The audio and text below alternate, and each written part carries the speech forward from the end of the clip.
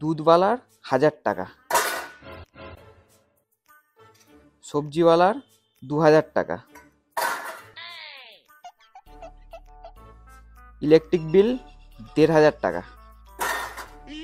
এই তুমি থালা বাসনগুলো ওইভাবে বাজছো কেন? হ্যাঁ, দেখছো না আমি এখানে হিসাব করছি একটা?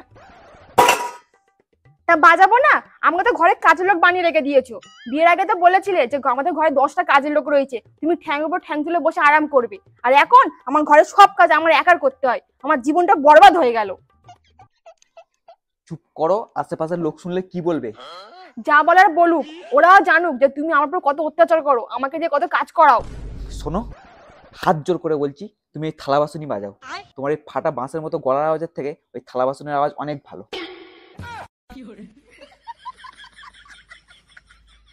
হ্যাঁ বাজাবোই তো। বাজাও, আরো বাজাও।